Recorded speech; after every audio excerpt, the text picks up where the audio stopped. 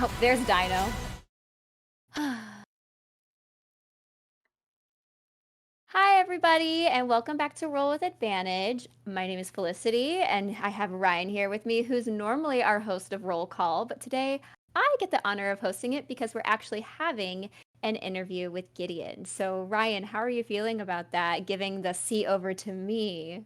I mean, I'm always a fan to have anyone else take a turn on roll call. I think that's kind of the beautiful thing about roll call when we agreed to come back is that we'd agreed there wouldn't be like a consistent formula to it, and Yeah, that it was just going to be for fun. Oh, hey everyone in chat, I was worried it was going to be sounds not working.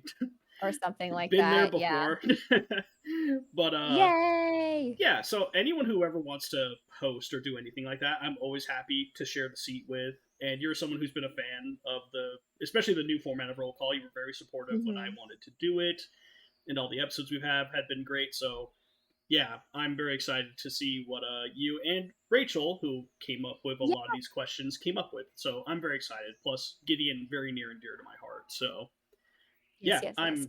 I'm as you can tell, I'm way too excited. I'm talking too fast already.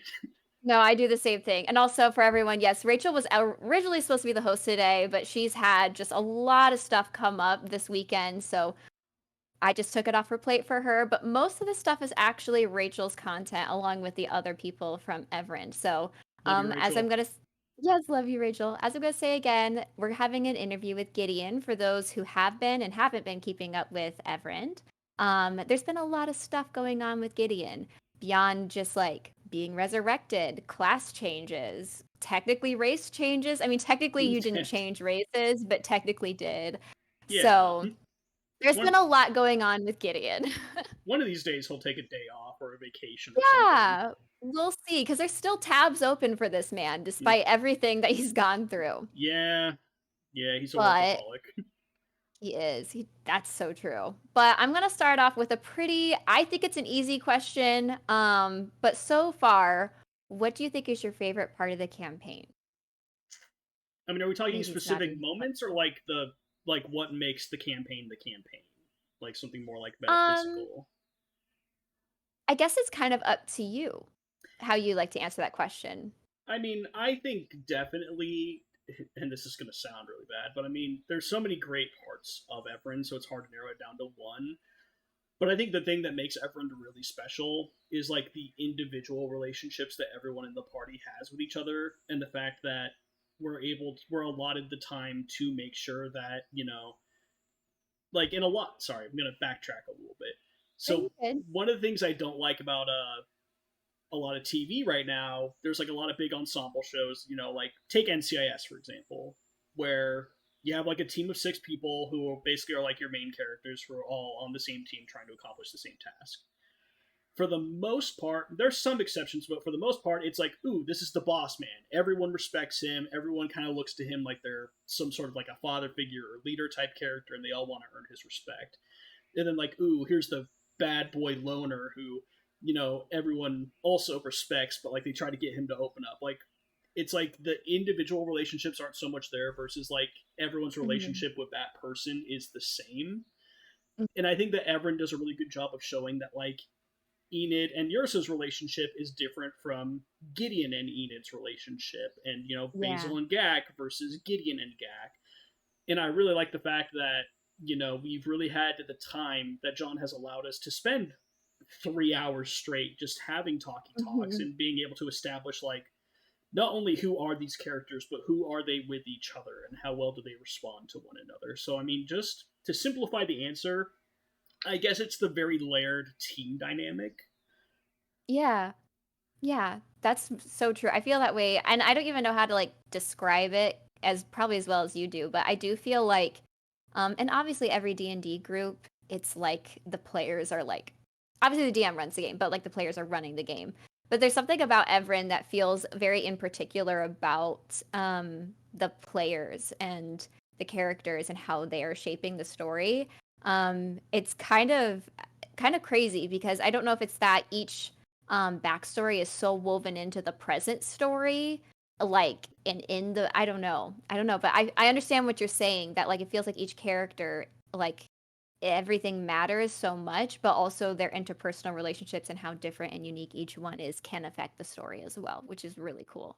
I think because I'm not sure what you said that kind of made me think of it, but this Mhm. thought popped into my head. But I think it's everyone's done such a good job of their own backstory and defining who their character is that when people look at, let's say Enid, because we're going back to Siri, which is like a big focus for her right now. Mhm. I think what Ursa feels like she can offer Enid is different from what Gideon feels like he can offer Yeah. Enid, because Gideon and Ursa are just so well defined characters that Gideon's not going to be the person to be like, ooh, I'm going to tell you this, and this is not a slap on like Ursa or anything. I'm just summarizing, but I'm going to give you this metaphorical story. I'm going to offer you a hug. I'm going to make you feel loved. Gideon is Mhm. very much like, okay, here's the problem. Here are the facts. Here's what we can do. What do you want to do?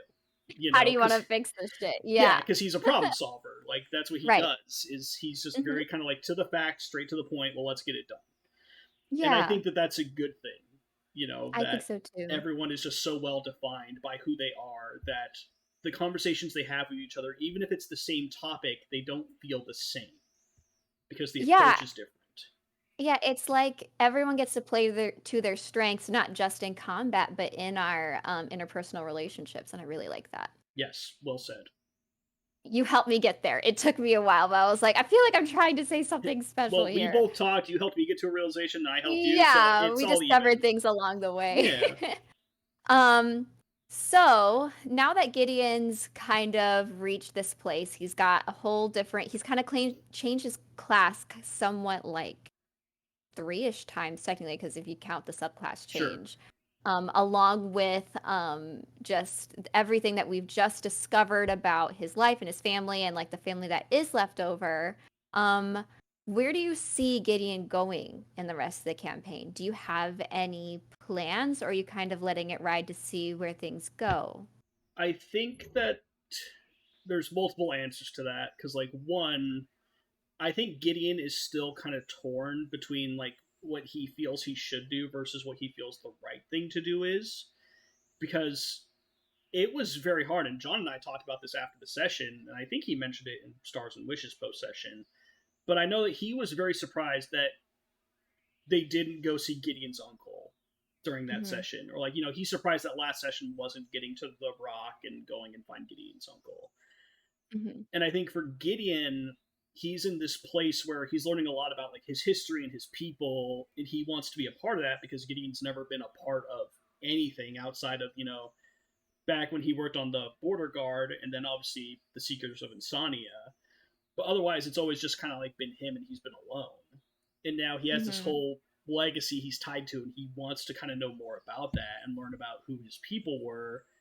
But again, because of his connection to the Seekers of Insania, and knowing that like we have kind of let the rift slide for a little bit longer than we should have, it was very important for me to have Gideon make that decision of like I like the fact that Gideon was the one being like, we need to go back, Yeah. because I wanted to show that like, yes, the Astral Sea is like this new part of Gideon and it's important to him and he wants to know more about it, but the material plane is his home.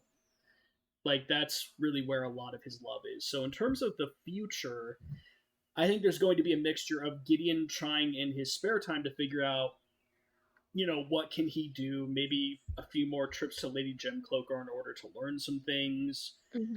And then also Gideon, I think, really stepping up as like not necessarily a leader, but like having a more kind of active role with the party and trying to help them. Because it used to just be, he would just be like, I'm a tinker, it's what I'm good at, I'm gonna build, here you go, here you go, here you go. And like that was kind of Hmm. the extent of his helping, which people appreciated obviously because it's like, ooh, +1 shield, but Right. No one was like upset about it, just so you know. yeah, no Boots of one's Haste, still yeah, cool. yeah, no one was upset about that. But I Yeah. think we're gonna be seeing Gideon stepping up and realizing as he's kind of matured, kind of like his talk with Rian, he's realizing that there are some things that are kind of more important, and he wants to be a part of helping these people because they didn't need to help him.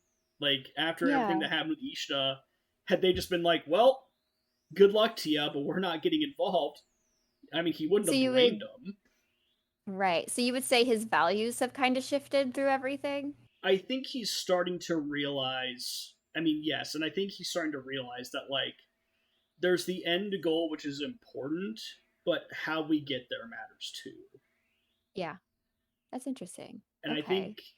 I'm excited because I think there's still some good and bad that came from Ishina for Gideon, and I'm okay Mhm. sharing this, but I think Gideon very much feels like he owes the party, and he wants Mhm. to pay that back. Just because it's like Rand died, you know, like Yeah. everyone else is fighting and getting torn to hell by this, and you Mhm. know, this astral abomination.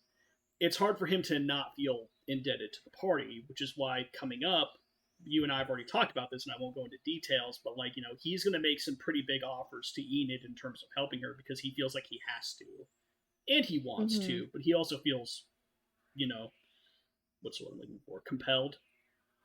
Yeah. I mean, that's a really logical, like, way to look at everything because I think, like, a lot of us can relate to that feeling of, like, even if you know your friends would do anything for you, not asking anything in return, especially a group of people like this party that we're talking about, that have been through almost hell, basically hell and back, about to go through hell Yep. and back. Um, they're not thinking like of any sort of like getting anything back from it. But I think anyone who just feels very grateful wants to return the favor kind of thing. So it's probably like I want to provide for you guys what you've been able to provide for me kind of mindset.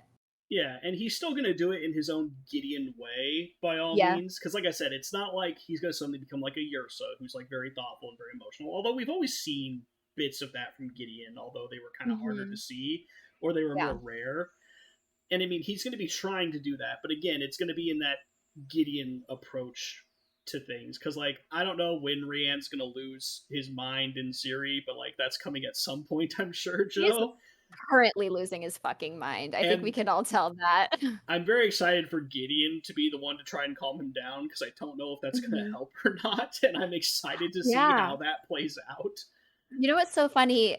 So, Joe, you may have to just keep doing it over and over again, but I want everyone to have an opportunity to try and calm Rian down because I'm curious how everyone would do that. So, he might have to throw quite a few fits. Who knows? I want to see it.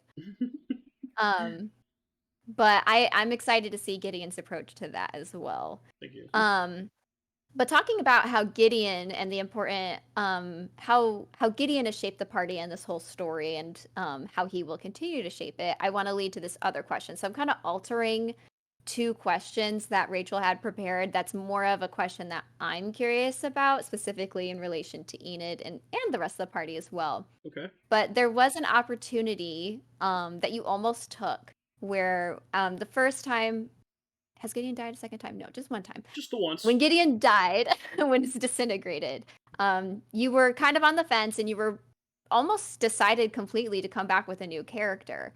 And I know kind of the class you were thinking about doing, but how do you think that would have shaped the campaign, how you played in Evrand, as well as what do you think that character's relationship with Enid may have possibly been, just because they would have been coming in together?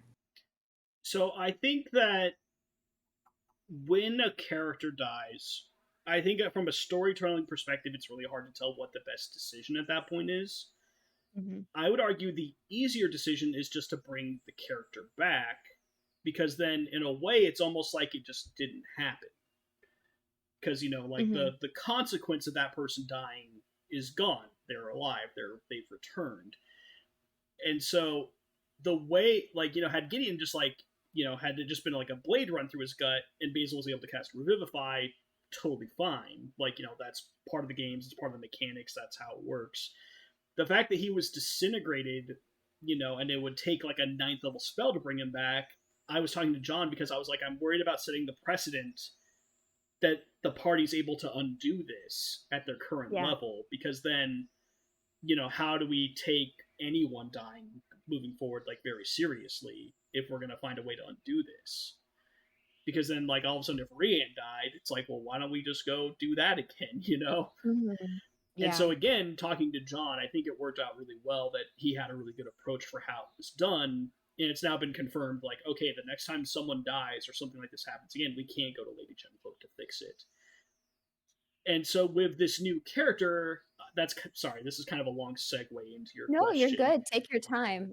I wanted to know, so. And so the basic idea for the character was that they were going to be, because at first I was like, okay, question one, like how do I get them integrated into the party? So for those who don't know, it was going to be a barbarian blood hunter multi-class was going to be the idea of the class because Rian's always up there on the front line alone, and I felt bad, so I was like, maybe he should have a little bit of extra support. Ursa can like wild shape, which is always great, and now we have Enid who can kind of play both roles. She's kind of more of a mid-ranged fighter. I feel like she's more like throwing knives Mhm. rather than like running up and stabbing people. Although she's very capable of doing that. Yeah. So there was that, and I think the plan was, and we never got to like this process with John, so he might not have approved it. But my idea was he was going to be a Order of the Mutant Blood Hunter, which I know you're a fan of. Mm, mhm, mhm. And so the whole idea was that he was going to be part of Ulfric's order, who were also blood hunters, but they're more the lichen kind. So he was going to Yeah. be someone who was a part of the order, but maybe he was a little bit on the outs, or maybe people didn't like how he Mhm. was using the powers that were given to him. But he was very effective at what he did. And also, it would have been a very easy segue for like, okay, well, why does this guy come and help us fight? You know, oh my gosh, why did I just space on his name?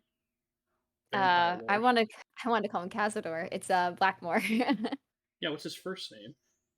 Oberyn. Oberyn, thank you. Wow, Yeah. I don't know why that was so hard for me all of a It's sudden. alright, my brain still is on Baldur's Gate mode. It Perfect. hasn't There shut we off go. for, like, a month, so. But yeah, like, so it would have been very easy to explain, like, okay, well, this is why he's going to go there. Or I was going to have him come in with Enid because I knew you were going to come in as well soon. So I think he would have been he would have been much more similar to Yorick for those who have watched Isles, where he would have just had this, like, love of battle, like a love of just, like, feeling strong because he would have fought with, basically, like, I was going to have him have these, because he was going to be a dragonborn, and he was basically going to have like these claw gauntlets that he would cut himself and they would like light on fire, and so he was just going to be like That's so in cool. people's face, just like screaming and have this desire to be strong, and there would be of course a sad backstory tied into that because I'm unable to do anything As else, needed. but yeah.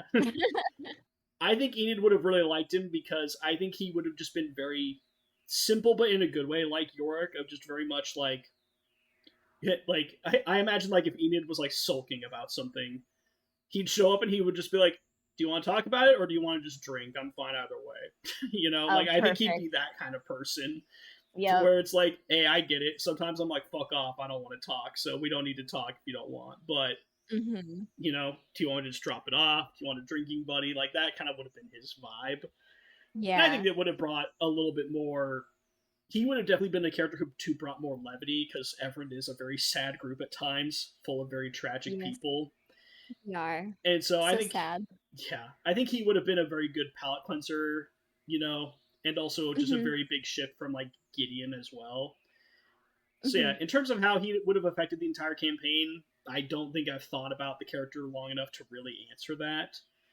But I think it just would have been in the individual interactions, pretty much, Mhm. just how he treated everyone differently. So Yeah, and I assume you're happy with the choice to have brought Gideon back and be able to fulfill all these, like, questions and everything that we've had for him. yeah, it worked out very well because John and I don't know if you know this or not, but John and I originally had a very different backstory for Gideon planned. Before he died, yeah, I think so, but I didn't really know, anything else So besides, like, the basics.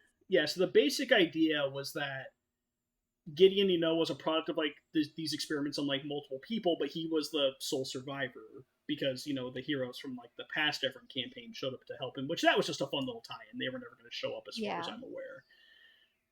Where it would have tied back into the main campaign was basically there was going to be other people who had done similar experiments, and basically there would have been other simic hybrids who were mutated in different ways that started to show up and harass the party, basically trying Mhm. to take Gideon back because he would have been seen as a successful experiment. Okay. So where that would have led, I don't know. If John had a plan for that, I don't know. But when we decided to bring Gideon back and make the transition, we decided to change that story to kind of have it tie in more with like the rifts as a whole because Yeah. at the time everyone in the party kind of had a connection to the rifts except for Gideon. and Gideon was Mm-hmm. just kind of there.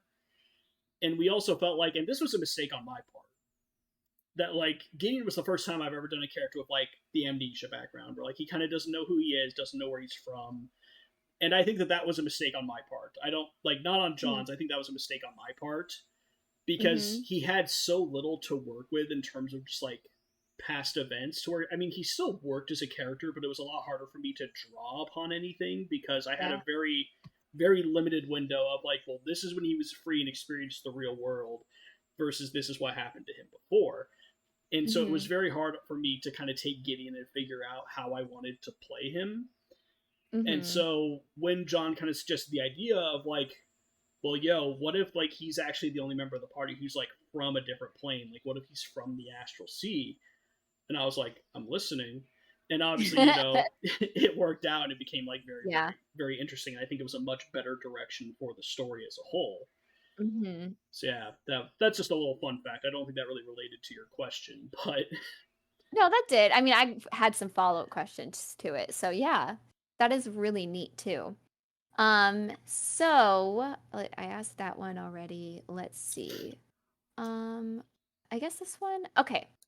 So, what's Gideon's biggest wish or goal for himself, and whether you think he'll accomplish it or not? so it's funny because actually, as of last session, I think it's revealed that his goals have changed Hmm. because it used to be that he wanted to basically run, a very large business in terms of like creating magical items and selling them Yeah. and making them more easily accessible to people so that they could either like defend themselves or life could be easier.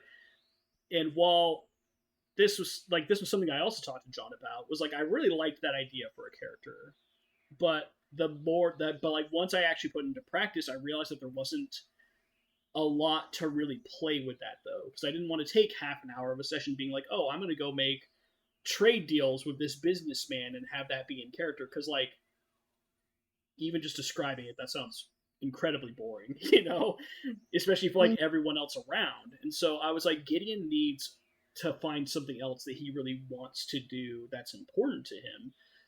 And so that was kind of what it symbolized when he gave the books to Clara of like, this was something I wanted, but I'm realizing that I need to do more. I'm capable of more. And he's trying to set out to figure out what that purpose is.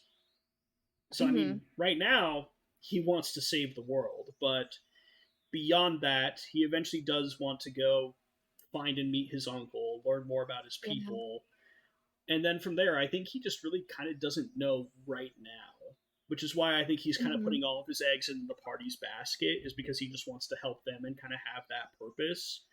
But I think Gideon's realizing that he's more capable than he thought he was. Hmm. And so, yeah, I know that's a really long answer to basically say he doesn't know right now, but Or like literally, things are currently changing. Yeah, that makes sense. yeah, the everything that happened in the astral scene with Isha and with the party has just really kind of forced Gideon to relook at how he viewed life and pretty much Hmm. just what his role in it and how he wants to be a part of it. So yeah, Yeah, it's he's excited because he wants to figure out what that is, but right now he just doesn't know. But that's he fair. I knows that mean, yeah. he knows he's capable of more, and so that's what he wants to do Hmm. right now. So Is there anything you as a player want to see from Gideon himself, or even the party kind of interact with Gideon and see what we can incite? I think Gideon just needs to figure out what he wants his legacy to be, and I think that Hmm. that can come in multiple ways. Whether Okay. that's him doing something, whether that's him setting up his own, I mean, he's not a wizard, but his own magical Yeah. institute or something. I think Gideon just needs to figure out that, like, as one of the last of his species, if not his last one, we were told his uncle was alive, but we're not there, we don't know, That's true.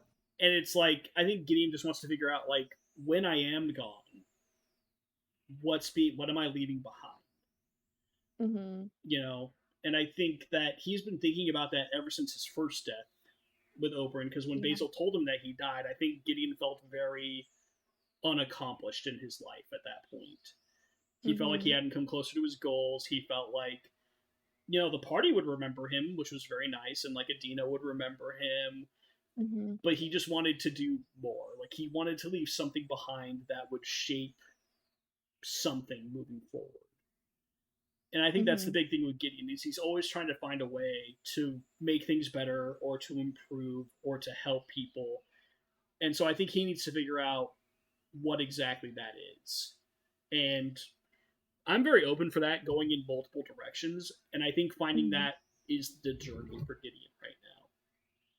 Yeah, and actually, speaking of Adina, I know you and I have talked about it, and I know you've kind of talked about it with everybody else, but here in a more formal setting, do you want to talk about, because I think it's interesting how Adina is someone that impacted Gideon a lot before, I'm going to say Gideon original, and then we got Gideon revised. Yes. So it's the same person, but I'm really curious because it makes sense. Like, obviously, that impact from before would still impact him now, but like, how has that feeling towards Adina changed, and how has all of that shaped Gideon to who he is now?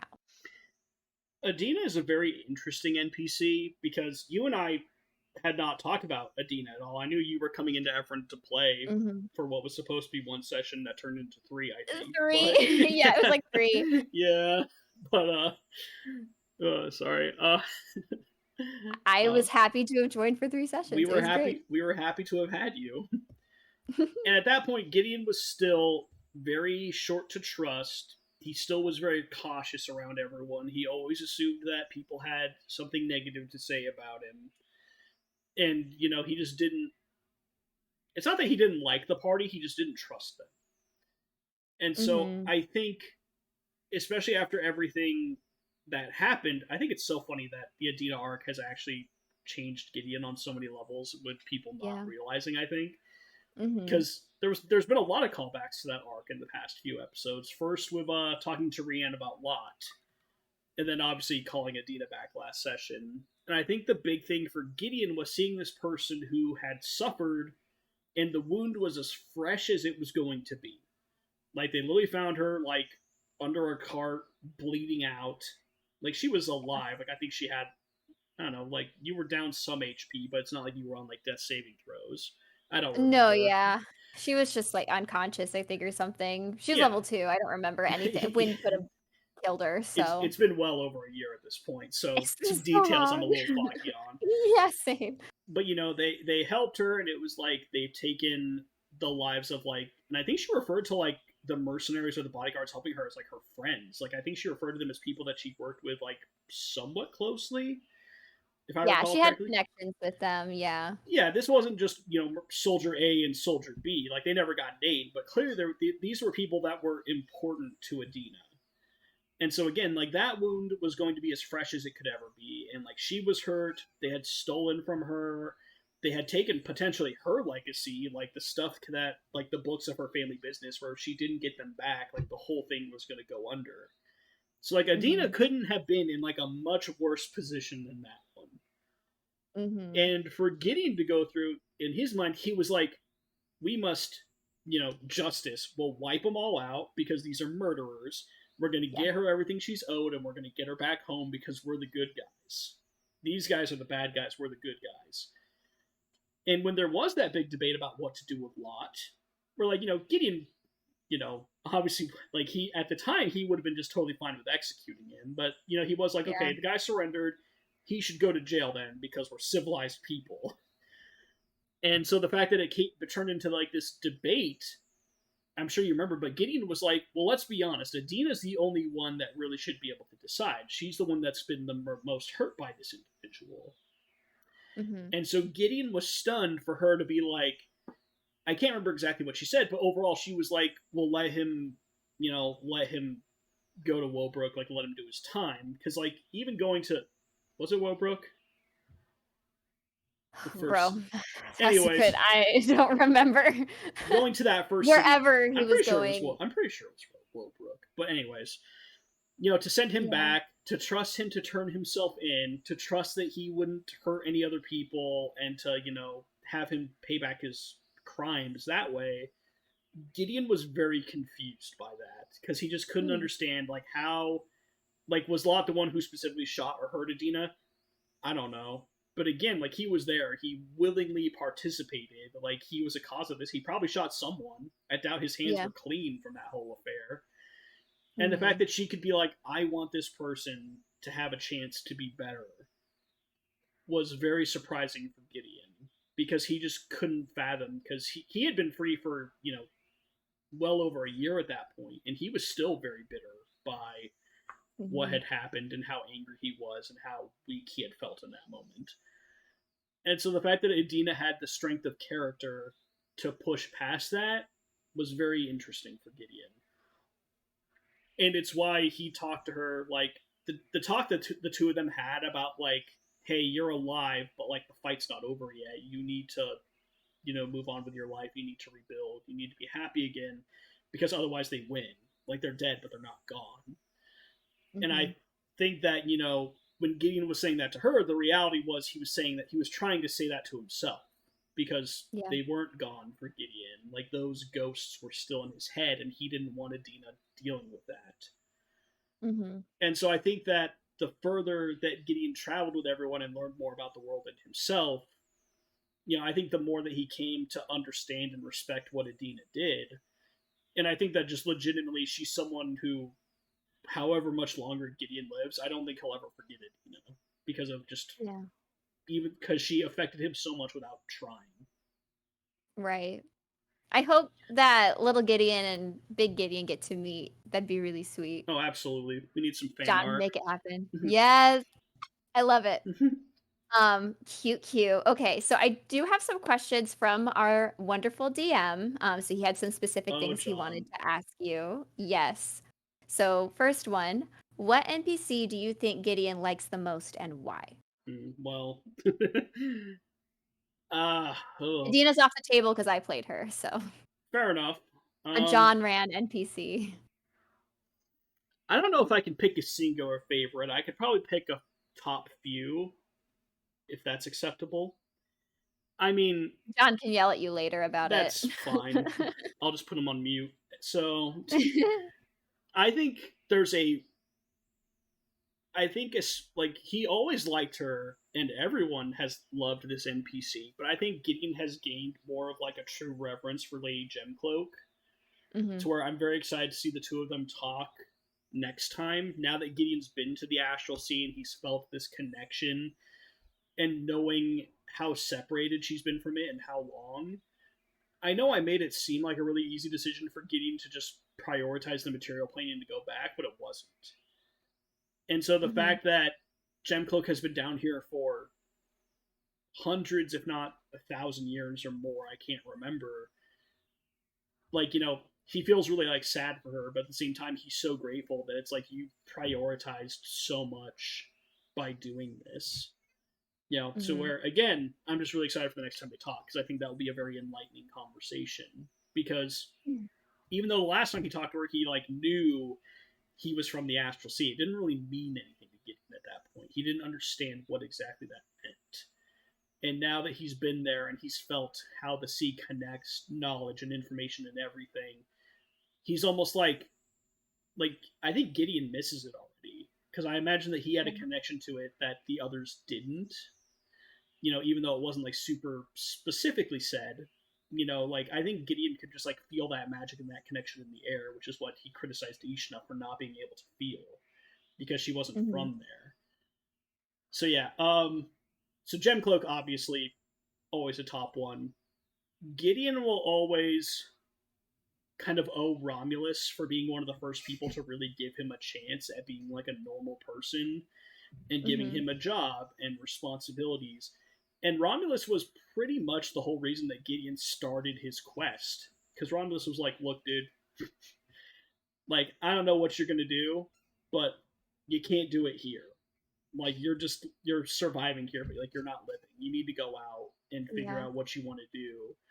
And he squandered up enough gold from all these soldiers that Gideon had made friends with to where Gideon was able to set out and become an adventurer and start having an effect on the world. Which is why the moment that Romulus needed help, Gideon was like, "Yeah, I'm giving you a job.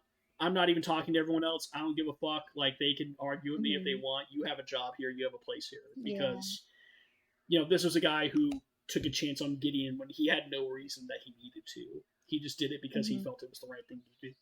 So Gideon returned that kindness in kind. Um, Rounding it out, and this one I think will be kind of interesting, and I'm sure I'm forgetting several great NPCs. So John, forgive me. Gideon really likes the Queen, actually. Mm. With everything that happened with Oberyn, he felt like she weighed what needed to be done and what her responsibilities were with the practicality of the situation, to where she like listened to them, she saw all the evidence, and while she was like, yeah, okay, assassinating someone in the political district would be a big no-no, she was like, fair Right. play, vampire overlord who's trying to Like kill the whole world, fair I enough. see you. Yeah, Yeah. like she could have been way harsher on them. I mean, she's the fucking queen. Like, she could have Yeah. ordered them all executed. Would we have allowed that to happen? Probably not. But Mm-hmm. Gideon really liked that she clearly has this sense of duty and compassion for her people, and while she is bound by her throne, she's found ways to work around it to not just Mm-hmm. let bureaucratic tape stop her. Hey, just got a subscription. Thank you, Ooh, thank Miles and you. Co. Mills and Co. I'm sorry, I'm probably butchering that, but thank you. Really appreciate that. But yeah, so that's kind of my spicy pick. Gideon really likes the Queen. Like every time he's Yeah. talked to her, because like he went back to talk to like her and her council in the downtime, and I Mm-hmm. imagine he very much enjoyed that. There was just something about how she Yeah. held herself that he really respected. Mm-hmm. I So yeah, like that. those would be my That's top some three. good. Those are good choices. But looping back to Lady Gemcloak, um, if Gideon was there at the first meeting with Lady Gemcloak, what do you think he would have asked, and what story would he have offered as tribute? And I have another follow-up after you answer that.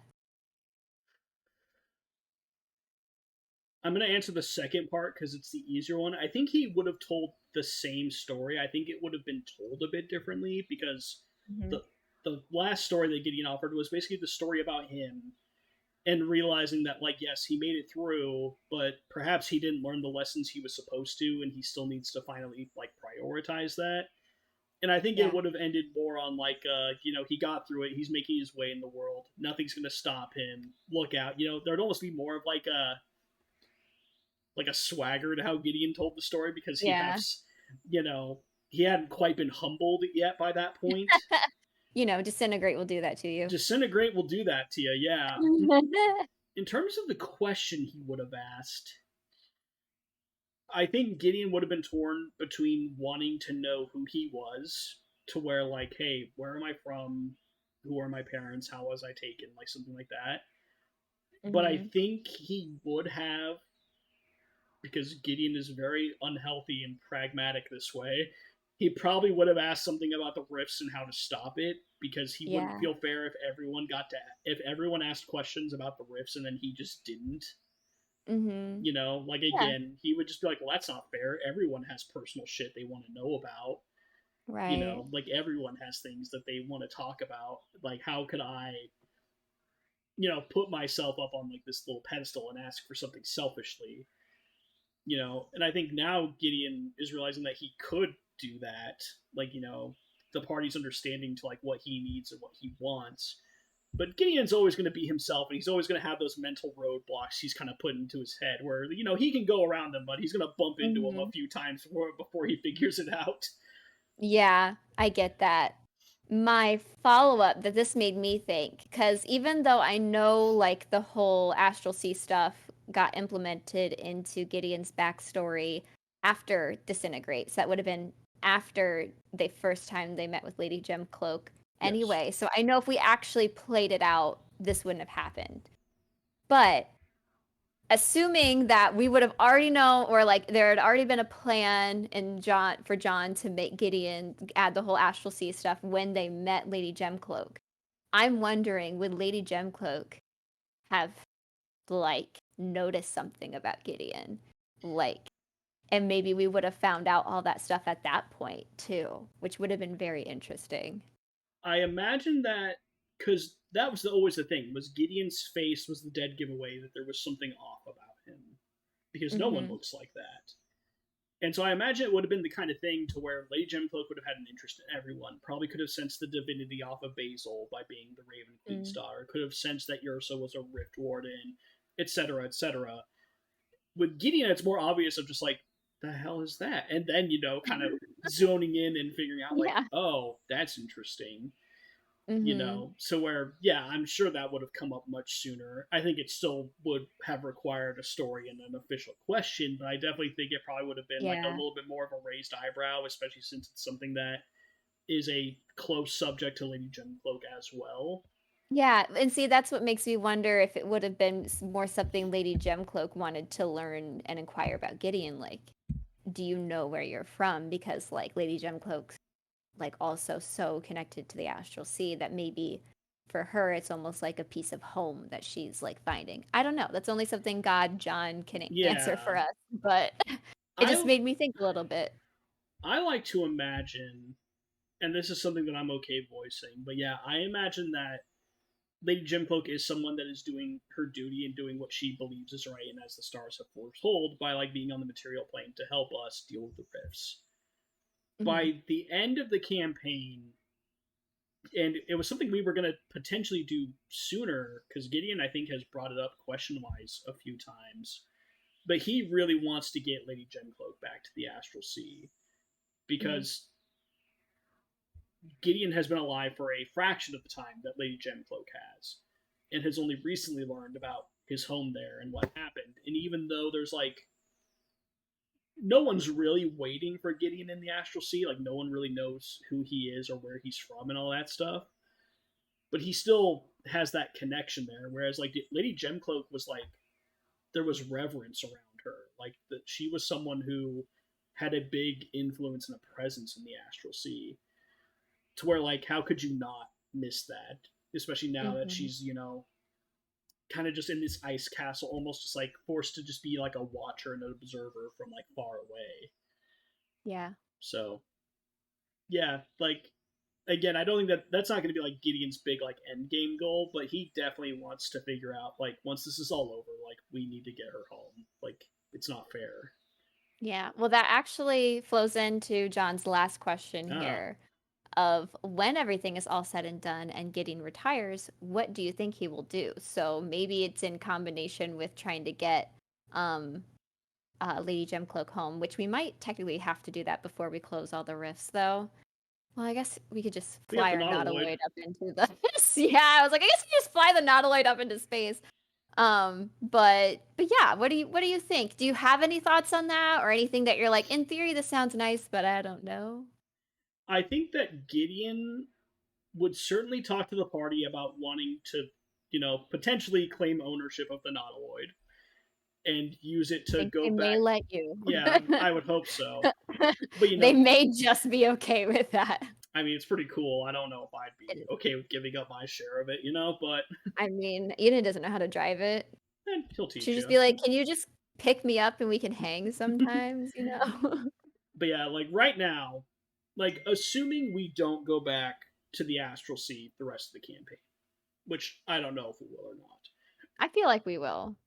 Gideon obviously wants to go back and find his uncle, but I think again, kind of inspired by the party. I don't think he'd have his own like Order of the Lotus, but I could see Gideon like going into the Astral Sea and like he told Gak, like we're shakers, like we change things, we make things happen. I could see him trying to almost find like his own crew in the Astral Sea and finding people to where it's like, hey, like we can go and do things that other people can't. Let's go and take care of like this problem or this problem because like Ishna was one problem in the Astral Sea. There's still Illithid. There's still blah blah blah blah blah blah blah blah blah. To where almost like the party has a handle on the material plane, Gideon would feel like a responsibility to like go and help out this other home of his to make sure Yeah. that it's taken care of. Yeah. So that's kind of what I'm seeing right now, with the option to obviously just, thankfully, with keeping the Nautiloid, he could go visit the party whenever he wanted. Right. And obviously, we Hmm. have like the secret stones to where like we could all like communicate.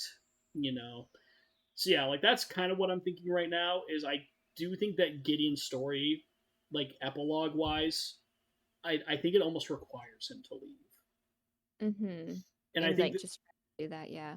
and I think there's a strength of like I think it's good because I like when the ending mirrors the beginning, but in a different Yeah. context. To where like Mm-hmm. Gideon started by being saved by all these people, but then was alone after that. To where now he's had the party who helped save him, but now he's strong enough to go out on his own. Yeah. And I That's think so that sweet. I think there's a beauty in that to where like he's not just like clutching on because he's afraid he's going to lose everyone, but Yeah. now he just has the strength to go out and do what the party does all the time, but they've always been Yeah. good at. Oh, yeah. And I will say, I think Enid, I didn't bring this up earlier, but Enid felt a strong connection in the Astral Sea as well, but not to the sea itself. It was obviously to the moon. Mm-hmm. And I tried to drop little hints. She was like, this place is kind of nice. I kind of feel at home here in a way. And Mm-hmm. then I'm actually able to talk with Moon and communicate with her like physically. So I feel like Enid may be a person that frequently is a visitor or a companion that joins Gideon on his adventures in the Astral Sea, just because I think she would flourish in that space. I mean, I'll just say Gideon would obviously invite anyone who wants to come. And Right. obviously, he'd rather not be alone, but Right. everyone's got their own stuff going on. But yeah, if Enid That's wants to true. go, done. I mean, there's a lot of things that will happen. Who knows? Maybe she'll piss off the moon court and be like, I can never go near the moon again. But we'll see. Or Gideon's like, let's go take care of it. Let's go fuck up some shit. Hell yeah.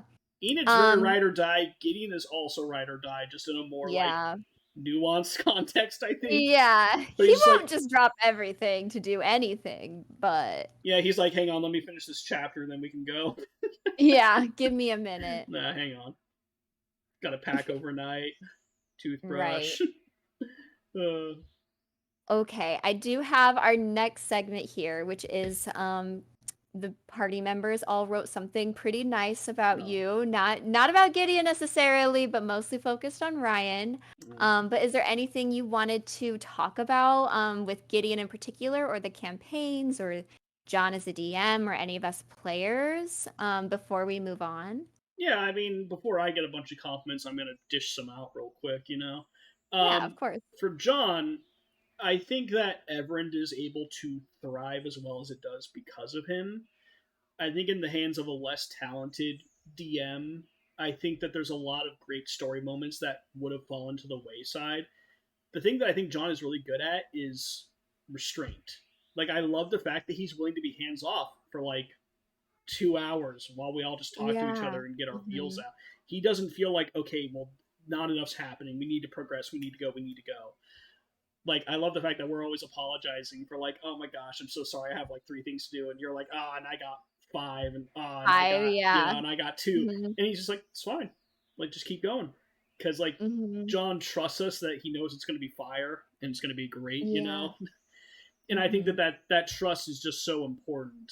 And again, I just think it's allowed Evrand to thrive as well as it has, and along with just being adaptable and willing to change things on the fly. Because I know that I personally have screwed John up a lot. Like, one with not going to find Gideon's uncle, but I know that when Gideon was like, "Well, the elephant got here. They must have gotten here as a ship." I remember him messaging me like, "I didn't think about them having a ship."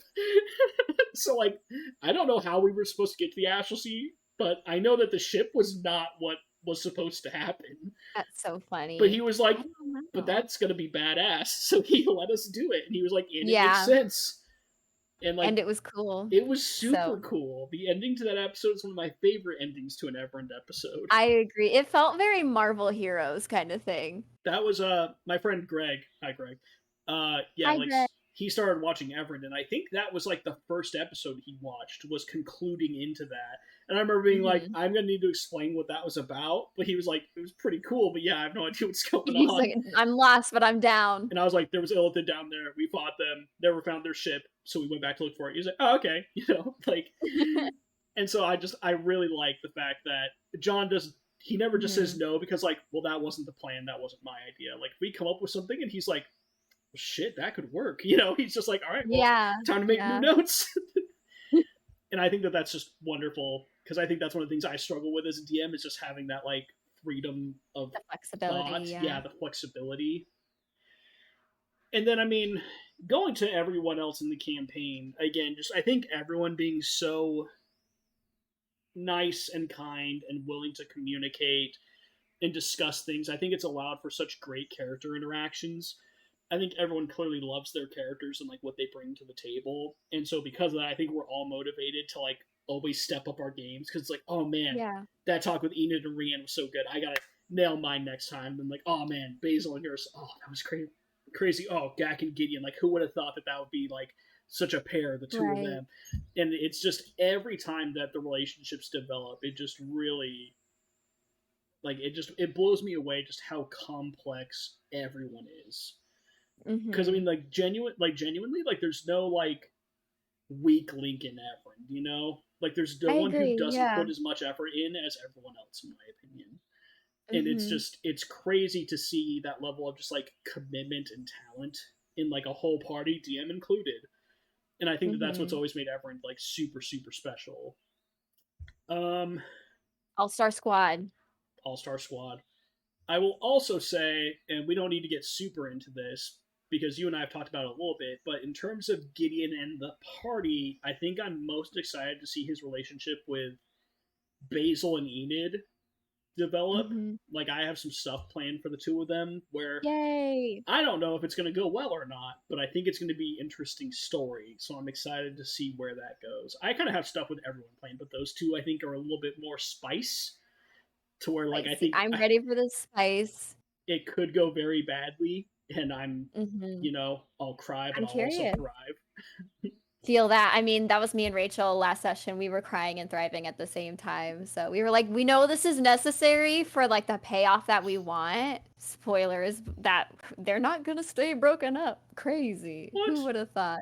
I know. Uh, Wild. Gideon Imagine. Gideon was going to make his move. I guess I'll cross that off the list. Oh shit, that is spicy. That's the wrong spice that I was thinking of. That's so funny. It was going to be the poly with Halsey and Mysterian, you know, like Oh, that was what I perfect. yeah, but I mean, we all know another Basil's at least down for that. Just got to run it by Enid. yeah. So, Next playthrough, oh my next god. playthrough. Next playthrough, next Evrand run. John, get ready. It's Part gonna be two. the spicy dark playthrough, our dark urge playthrough of Evrand. How funny would that be if we actually did a campaign two, just started over, but just made entirely new characters New just to see what the characters. fuck happened? Yeah.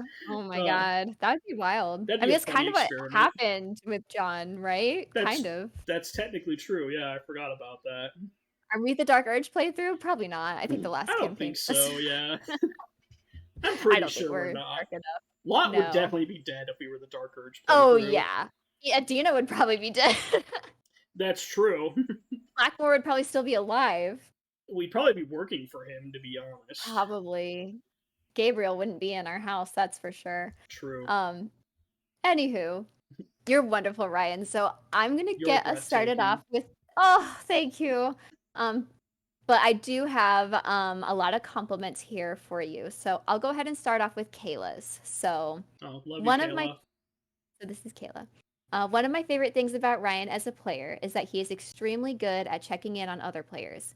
He is consistently reaching out to see what his character can do to help make moments for other people's characters, which I think is a mark of a fantastic player when you utilize your own characters to lift up others.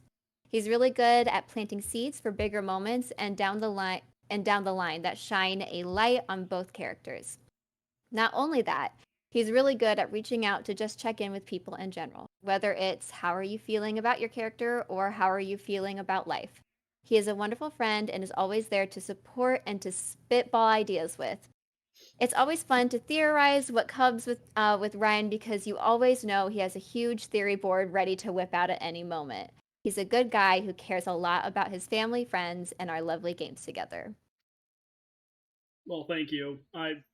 I'm glad that came across because that's always been the goal with playing these games with everyone. Because I Mm-hmm. mean, at the end of the day, the games are fun, you know, and the story's great and the characters are great, but they're really nothing without the people behind them. And speaking from experience, you know, like there's been times where I haven't been happy with Gideon as a character, you know, even Mm-hmm. like recently.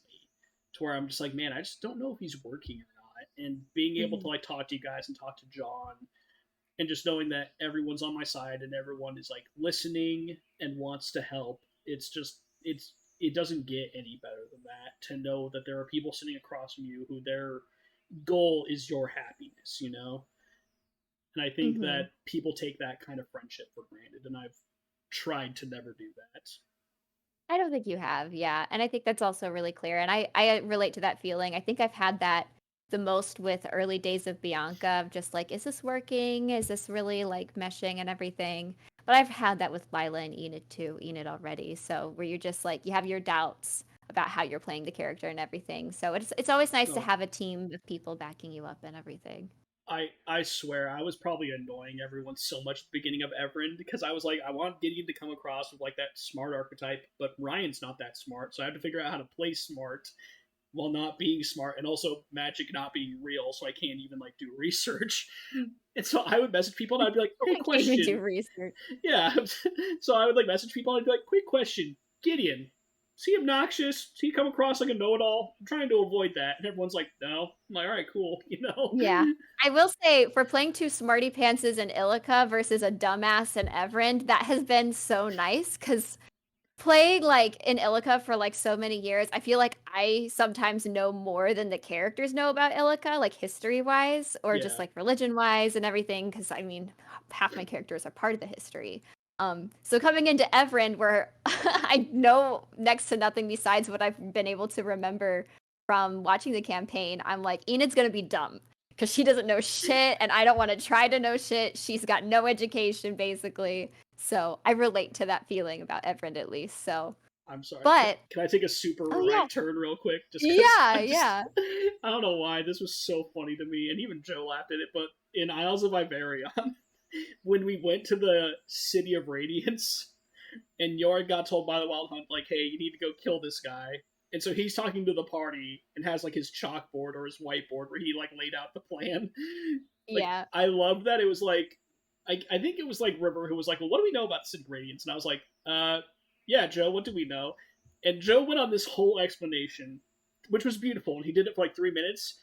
And then at the end of it, I was like, so yeah, Yuri, that's what I remember. And Joe just started laughing because I just stole Yeah. everything he said. And I was like, Hmm. yeah, that's what I know.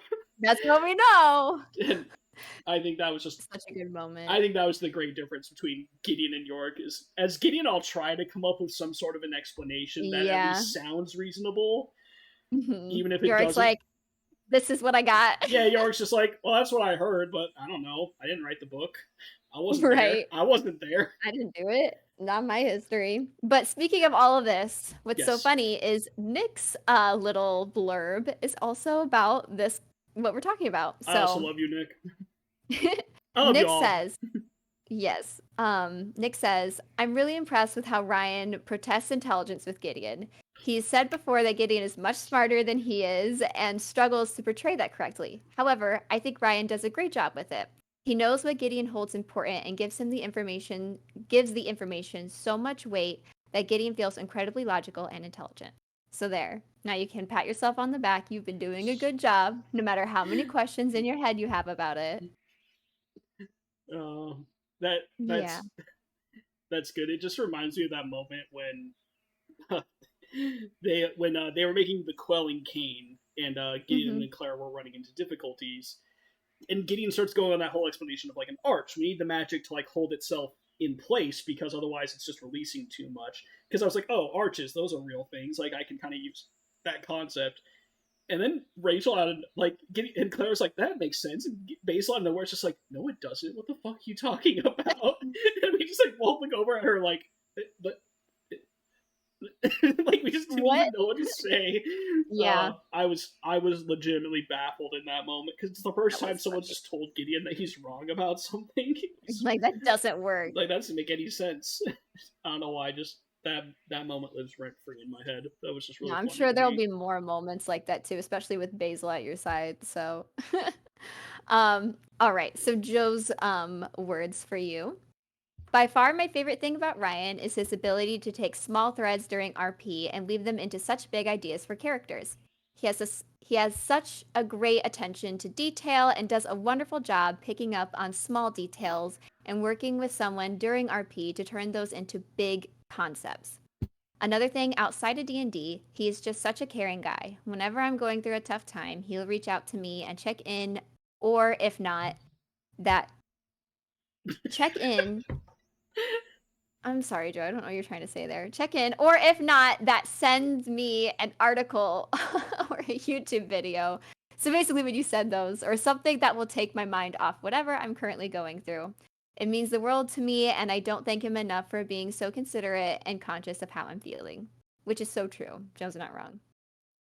From Rachel, Ryan is such an amazing person. He's beyond caring, and I know I can count on him to reach out when times are tough. He's always trying to cheer you up, and that makes it easy to remember why he's one of my greatest friends. When it comes to D&D, I admire how smart and creative he is when he's coming up with contraptions, when making things for other party members, like the blood bombs, for example. How metal is that? I would have never thought of that. It's one of the many things he thought of that has helped our party. He plays an amazing artificer, and I'm so glad he's part of our D&D group. I can't imagine a life without him. Well, now sorcerer, artificer turned sorcerer, but Yeah, I you mean still, he still tinkers, so he's not the yeah, he's class, still but got by the elements. he's got the job artificer under his title. Yeah, and I wanted to compliment you about that and say like it feels like the transition isn't so harsh because you're still tinkering and stuff. It feels like you just like grew into the magic rather than neglecting a part of Gideon's who he is, what's made him a whole. So Yeah, that was kind of the inspiration behind moving towards like a sorcerer. Was like originally it was just like this studying and using magical items, and then when Gideon was resurrected as his true self, yeah, it was the magic of the astral sea that came back to him. So like that was kind of yeah, the whole thought process behind that. So glad you picked that up. yeah, it's But been really cool. talking about Rachel and Nick real quick, just since Rachel brought that up very Hmm. specifically. But yeah, whenever you play with new people, there's always kind of a raised eyebrow, even though other people vouch for him, because it's just like, well, yeah, they like him, but will I like them? Yeah, yeah, And it was because obviously, like like Joe had Kayla and like Nick has like Rachel, and like they're friends, and I was like, and then there's me, who yeah, who like I'm friends with Joe and Kayla, but I'm obviously not as close with them as they are with like each other. And then there's these two hmm people that I don't know, but I know that Joe and Kayla have known them longer than they've known me. So I was a little worried that I was going to feel like left out, or maybe I wasn't going to vibe with them, and it would lead to like some issues. And let me say that was before I talked to them or met them or anything. Like that's not based on anything. That was just internal fear. And then from yeah, session one, both of them were just such lovely people. They were very kind. They were very nice. They were hilarious. yeah. Still are. Hmm. So yeah, where like I've never had an awkward moment with like either of them unless it was played for laughs. But like Hmm. like every moment with them has been like so good. I mean, I'm always looking forward to seeing where like Gideon and Gak are going to keep going because Nick and I we have some stuff planned. That's all I'm going to say on that. Nah, And that's then fair. like Gideon talking to Basil when it was just like the two of them in the keep. Like I think that was some of like the best role play that I've done in Evrand was like Hmm. Gideon coming from this place of like concern for his friend and using what he knew to like help her and and her being there for him with all the Ishna stuff. Like it was just a beautiful moment. And so now it's just like crazy to me that despite the fact I relatively haven't known them that long, it feels like I've known them forever because that's just Yeah. the kind of people that they are. Hmm. I agree 100%. And going on to John, who's another person that was kind of like when you started. I mean, I know you had played with John for a little while in Everend, but it wasn't like Joe and Kayla, how long you've known them, but he was kind of With John, newer. with John, it was a little bit easier because we did interviews to get a replacement for Right. a Farah, That's and true. so yeah, like John very much had my vote.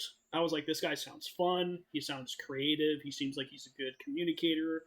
Because he had an idea for like I think Torin was supposed to be a zealot barbarian, and we were like, well, we already have literally a zealot barbarian in the party. He was like, okay, I'll just switch it then. And like he totally just like because there are some people who hold on to their character ideas a little Yeah. too strongly, and he was like, cool, Hmm. I'll adapt, I'll adjust, not a problem.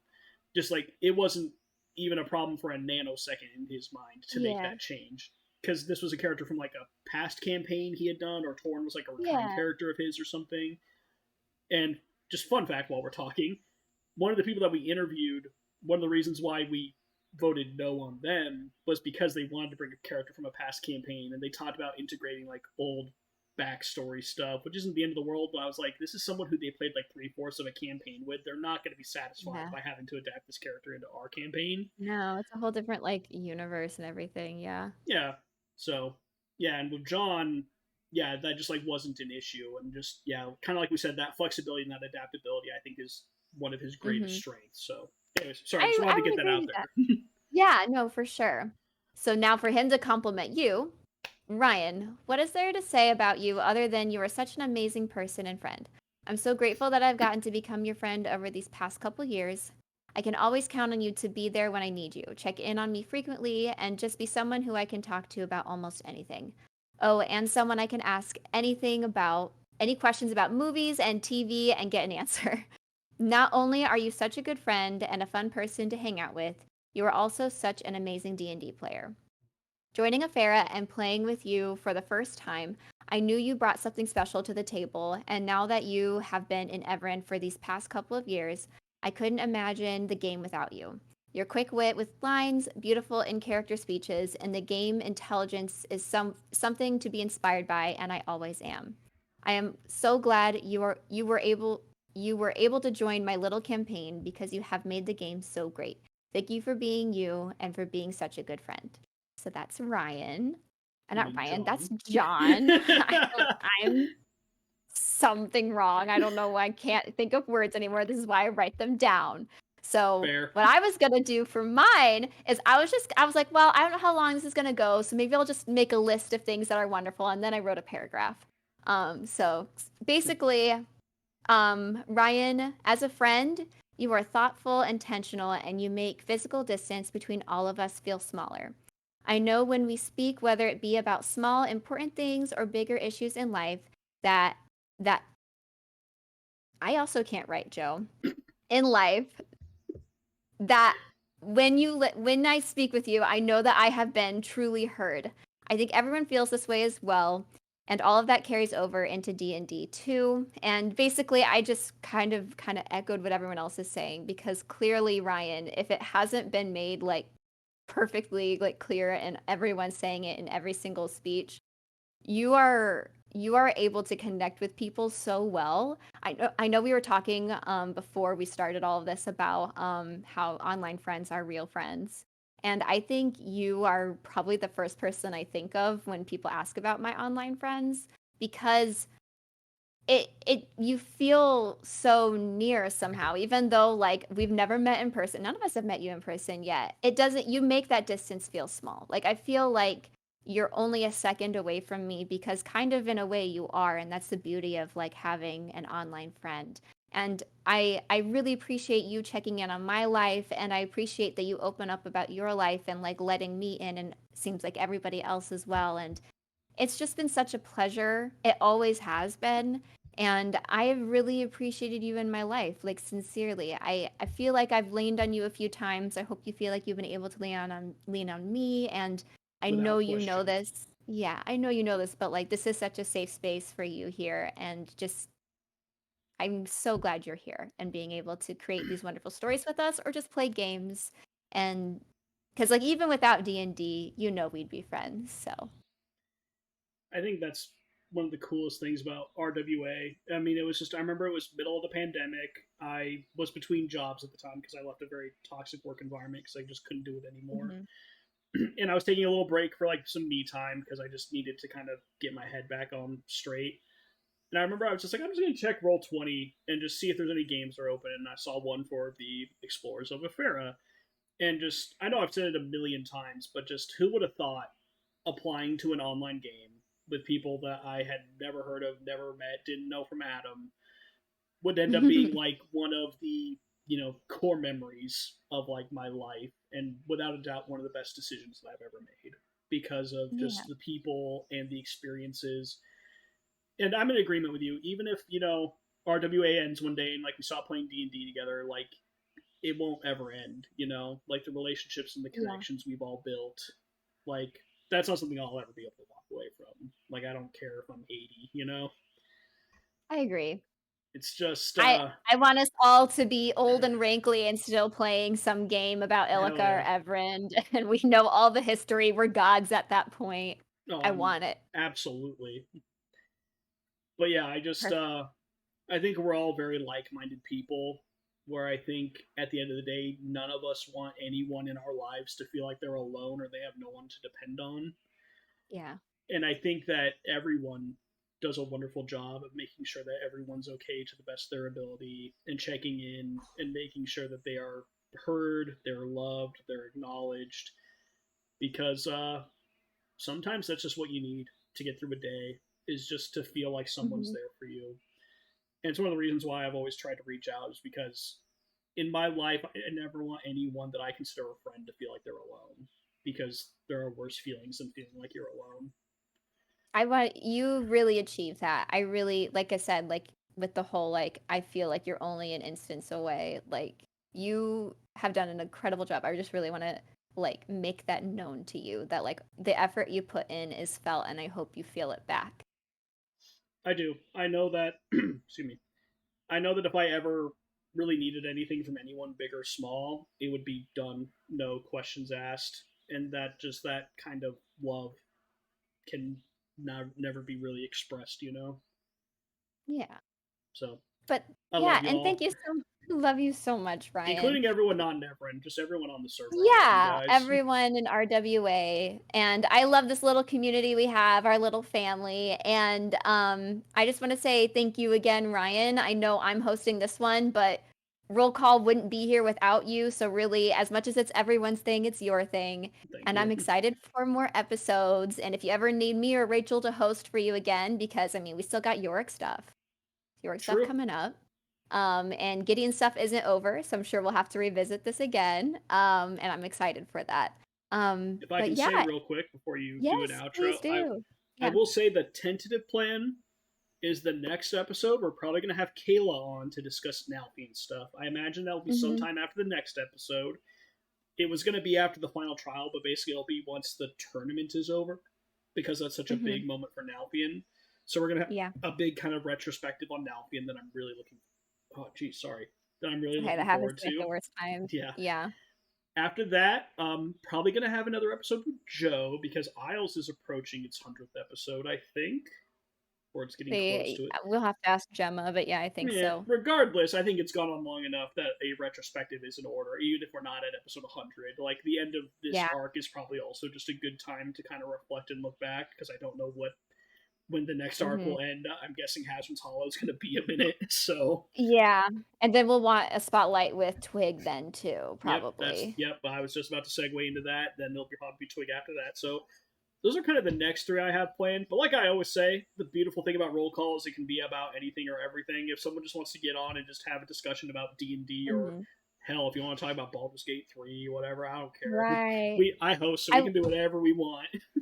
I will say there's some the Everend ones I want to see soon too are Gak, Rianne, and then Enid, of course, too. So, Mm-hmm. and honestly, I don't know, Joe, if you're up for this, but like the Rianne and Enid one could maybe even be together. So If you guys want that potentially. done, we'll have to change the So layout a we'll just little have to bit, but see. not by much. So done.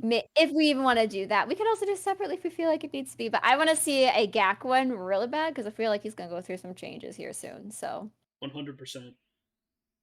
alrighty. But yeah, otherwise, thank you everyone who joined us. Thank you for everyone who's joining after this is live. And we have campaigns, three of them, one on Tuesday, one on Wednesday, and one on Saturday. So we hope to see you there. Varying times for your time zones. So go ahead and check our information on our social media or down below. And thank you guys so much. Really appreciate it. Have a great rest of your day wherever you're at. Burn now.